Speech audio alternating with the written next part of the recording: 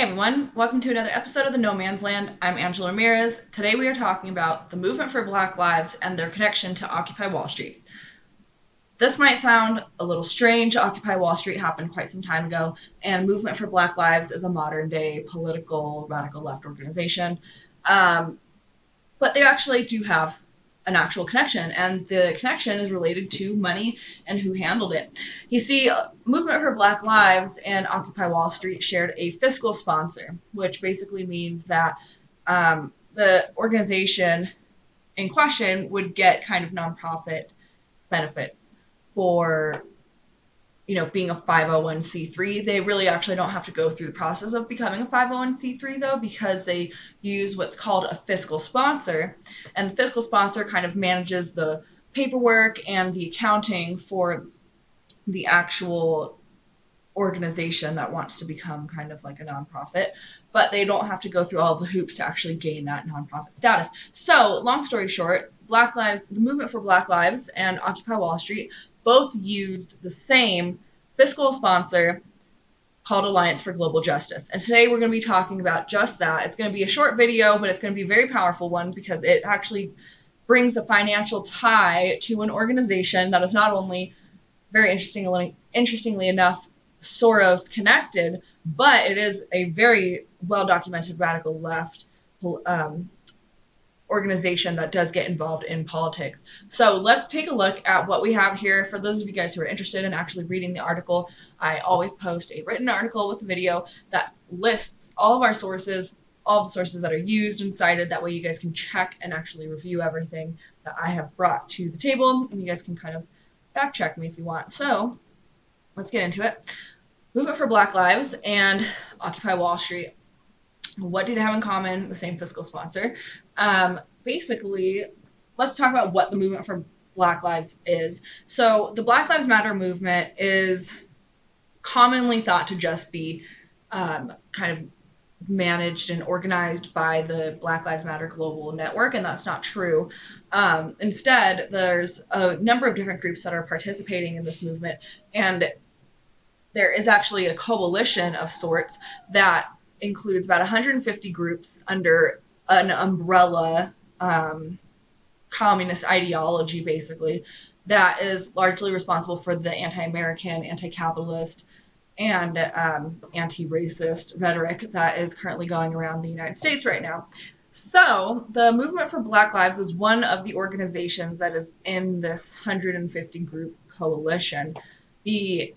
They kind of go by M4BL sometimes, like that hashtag will be used occasionally. And I think their website is actually like m4bl.org. But they are a heavily involved political advocacy group for the BLM coalition. In fact, they actually write and sponsor political bills that they bring to the table. They have a 5-year political plan. They do have a Power 2024 section on their website. One of their website pages actually says that they have hopes of creating a black political party to gain political power for their movement and, I guess, people, according to them. Actually, here is the 5-year plan. If you guys were interested in taking a look, this is their website here. The URL is m4bl.org/Black Power Rising.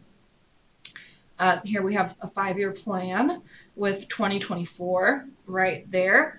They are basically planning to create a political party and a strategy. They don't really go into the details exactly. They kind of just put up like a marketing strategy almost.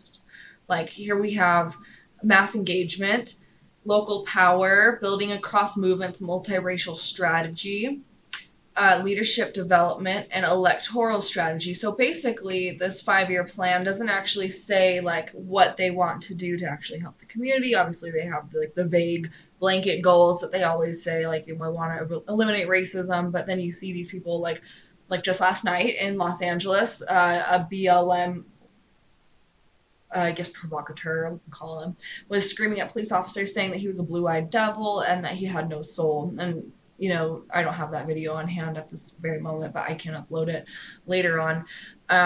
And so, they claim to be eliminating anti-racist rhetoric, but actually what they're doing is just kind of developing like this Black identity extremism is kind of what it's getting to at this point. And we can see that here, that is becoming a political thing as well, which is very concerning because when you have a group that is being integrated, I guess, with Antifa and other like very radical and ready to initiate conflict groups, and then you add a political wing to that starts getting it to be a very different thing than just an advocacy group. I couldn't get that out. An advocacy group that is just trying to change certain social climates, right? So instead of just having, an organization that's looking to help and provide change in underprivileged communities that have been impacted by things like redlining and segregation, right? And the crack epidemic. When you get a group that is saying that they're just going to make changes, but they actually never do, and then later on they start teaming up with militant radicals and then forming a political party, that becomes something very much more complex than just accidental organic uprisings, right? That's not an organic uprising. So anyway, right? So let's move forward. Movement for Black Lives is one of the groups in that 150 group coalition. They are basically presenting themselves as a 501c3 charity. Oh, excuse me. As a charity, while simultaneously basically advocating for political objectives. Furthermore, the thing that's most concerning is the fact that they are using a fiscal sponsor called Alliance for Global Justice. Here is a photo from the Alliance for Global Justice's website. It's a digital flyer that they have there, and it is featuring a Sandinista flag. Now, you wouldn't know this unless you kind of had seen the Sandinista flag before, right? But that is the Sandinista flag. It's I don't know what the F stands for, but the SLN is Socialist Liberation. I can't remember what the N stands for. My bad. But yeah, the SL is definitely Socialist Liberation. It's the Sandinista flag, black and red. Alliance for Global Justice was also the fiscal sponsor for Occupy Wall Street. Now, that can be confirmed on their website. They actually have a whole bit written about it. Here it is right here.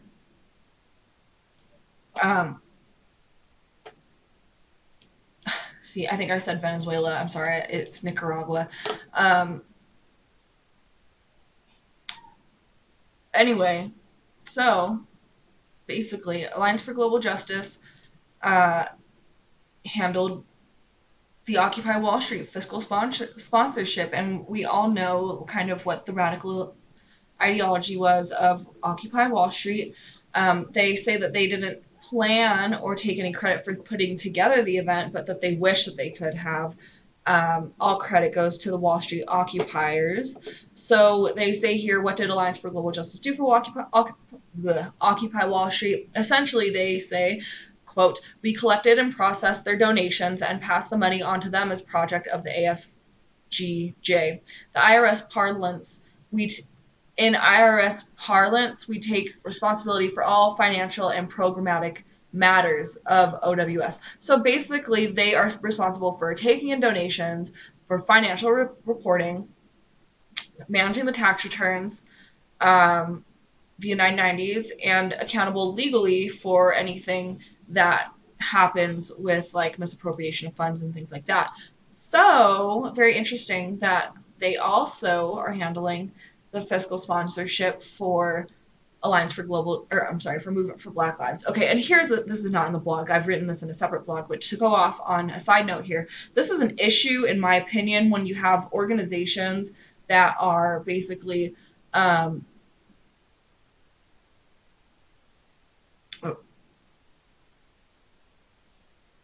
when you have organizations that are basically like inciting riots and encouraging domestic terror and criminal direct action, when you have these groups and then they are receiving a nonprofit status, but they're not even fiscally, like, they're not even, I'm sorry, not fiscally, they're not even financially responsible for the mistakes that are made or the lies that are like told about their financial records because they're using a fiscal sponsor. So essentially you have this organization that's collecting money, benefiting from a nonprofit status, and they have no responsibility at all financially for anything that is for any funds that are misappropriated or any documents that are falsified, et cetera, et cetera. Okay, this is a very huge issue, and it has not been talked about enough, and it needs to be because I've not seen this. This is not the first time that I've seen this. Okay, this has happened with Black Lives Matter Global Network, right? They also are using fiscal sponsors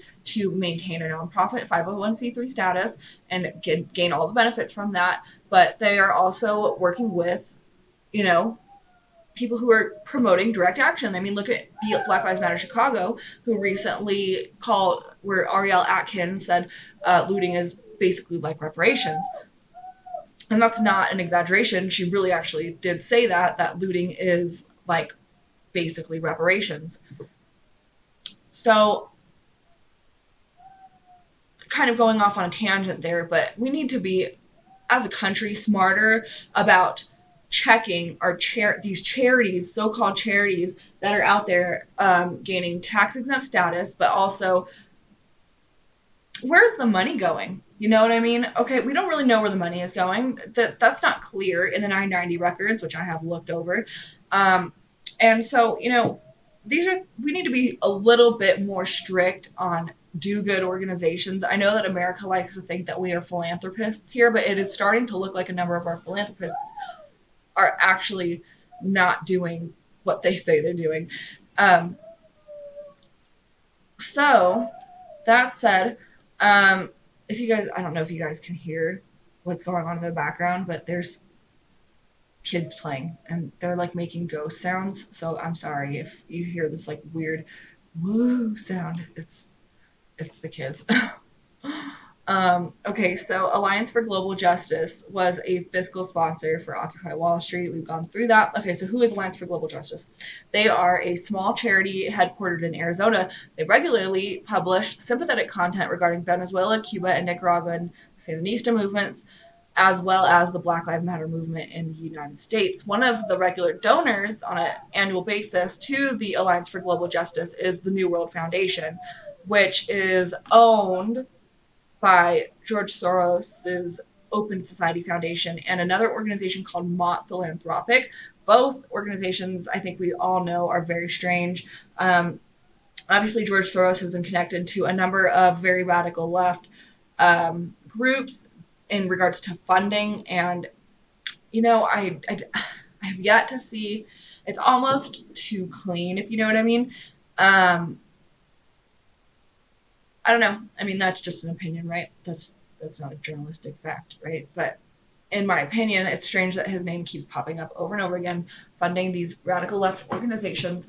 And I also find it strange that Open Society Foundation would donate to the New World Foundation, right? Or would open and donate to the New World Foundation and then use the New World Foundation to make contributions to Alliance for Global Justice. Why wouldn't you just take the money from Open Society Foundation and put it into Alliance for Global Justice? Why is there an extra tier there between Open Society and Alliance for Global Justice when the New World Foundation is also owned by Soros? It's very strange. Very, very strange. Also, Mott Philanthropic, I don't know if you guys have looked at these guys, but this organization is strange. They do not have very much of a web presence at all. Like, it doesn't even look like it's a functioning site. It's just a single page with it looks like it was probably built in 1992. It's very, very strange. And so apparently this New World Foundation organization is owned by Open Society Foundation and Mott Philanthropic, both very strange organizations. So Alliance for Global Justice, anyway, basically they actually hold virtual meetings on a regular basis with Sandinista revolutionaries to build solidarity between the United States revolutionaries here and socialists in basically South and Central America. They actually talk a lot about Honduras on their website. And I'm Honduran. Well, I'm not Honduran. I'm American, but my mom immigrated here from Honduras. She is now a naturalized citizen. But I have all of her family is still back in Honduras, and so I am aware of what's going on there. And you know, it's not good. Like they've told me, don't even come visit because it's not safe to come here for you right now. And I mean, this is what happens when you create power vacuums, and power vacuums are often created by communist movements, right? Like we see it happen. The communists want to overthrow what's there. They don't build anything themselves. They just kind of like tear everything down, and they can't figure out how to make anything function in an economy or society. And then they, because of this, they claim that, well, economy is really not that important, right? Idiots. Anyway, I'm sorry. Anyway. Yeah, so basically, AFGJ holds regular virtual meetings with the Sandinista revolutionaries to build solidarity between the U.S. and other countries. They also issue regular digital magazines outlining the resistance against racism, focusing on the Black Lives Matter movement's activity, as well as wrecking efforts from right-wing extremists. This is very interesting, and I use the word wrecking for a reason, because in the Soviet Union, basically after the fall of Tsarist Russia, when Lenin kind of took hold, and then later Stalin, there was the Bolshevik Revolution, and the Bolsheviks kind of just started like throwing people into jail, and they basically overthrew the existing laws and created their own laws, and then let those laws like manifest. Like if you read the Gulag Archipelago by Alexander Solzhenitsyn, you discover that these Bolsheviks basically overthrew the government, and then anybody who, which is revolutionary action, right? It's communist revolutionary action, what the Bolsheviks did. They overthrew the government, started throwing anybody who was sympathetic to the government in jail, and then after that, they started creating laws against counter-revolutionary action. So if you were like a patriot and you wanted to save your country and you were caught trying to like conspire against the Bolshevik Revolution, they would throw you in jail or shoot you, or you'd get a 25-year term in a work camp, right? And that was Russia. And what they called the counter-revolutionaries was wreckers. And so I use that word for a reason, because basically AFGJ documents any right-wing extremists, which we know actually just means usually people who think that America is a land of opportunity, and that it's not perfect, but that it can be improved, and it is based on good ideas. A lot of times these people are just patriots who just don't want our country to fall into communist hands. And basically what we're seeing now from AFGJ and the Black Lives Matter movement is kind of designating people as wreckers from these like right-wing patriot groups, as well as even liberals who are no longer standing for all this violence in the U.S. So I used the word wreckers there for a reason. It has a historical significance. I recommend that you read the Gulag. Anyway, in short, this is an openly communist sympathizing organization that is now handling the accounting and paperwork for a movement for Black Lives, one of the most radical political advocacy groups in the United States today. While some supporters for the movement for Black Lives insist that this is not a communist movement, the policies and associates of the movement for Black Lives all exemplify communist ideologies and goals. The fact that the M4BL selected Alliance for Global Justice to serve as its fiscal sponsor is just another red flag. That's the end of the article. Here's all of the sources, guys. I always source quality citations. I always use like information closest to the source that I'm writing about to write my stories and to provide you information. I know that like written journalism is kind of dying, but I do think that there is value in it, in the sense that you can document things in writing and that it kind of lasts, right? So anyway, recommend that you read it. I'm going to include the link to the article below. Thank you guys for watching. If you did enjoy this content, please consider subscribing and liking the video. Also, I recommend that you guys follow me on Twitter. I'm super active on Twitter, which is probably for the worst because if you've been on Twitter, you know what I mean. But there is a lot of news that comes out from there, and I do stay very on top of it. So if you guys are interested in following me on Twitter, my username is CO Angela Ramirez. Thank you all for watching. Have a good day. Bye, guys. Take care.